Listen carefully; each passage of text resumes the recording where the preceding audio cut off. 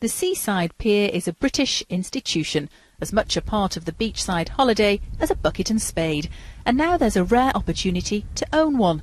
South Parade Pier in Southsea is up for auction and could be yours for around £200,000. The sale includes 2 bars, a theatre and views you can't put a price on. Local resident Leon Rees is chairman of the People's Pier, a community group hoping to buy the landmark. There are people in Portsmouth who were born because their parents met on this pier. We would like to see the pier owned by the people who love it, just as it should be all around the country.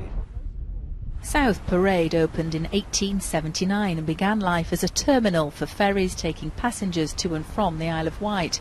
But following a fire, the focus turned to pleasure, and tourists flocked here to enjoy the pavilion and theatre. It was then requisitioned by the military during the Second World War and used as a preparation area for the D-Day landings. Later in 1950, when Winston Churchill was given the freedom of the city of Portsmouth, the event took place on the pier.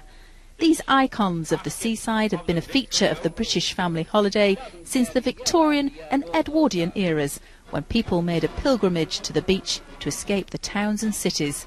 There were once 100 dotted along our coastline, now just 55 remain.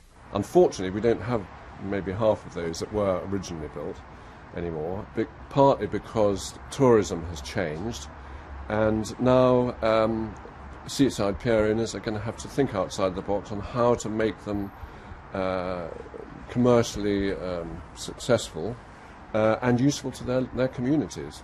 So what will become of South Parade if it sells at auction next month? It's now partly closed because of safety fears, and experts say it could take a couple of £1 million to make it structurally secure.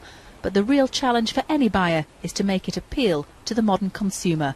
The local community especially will be hoping the sun hasn't set on this iconic piece of British heritage. Charlotte Leeming, BBC News, Southsea.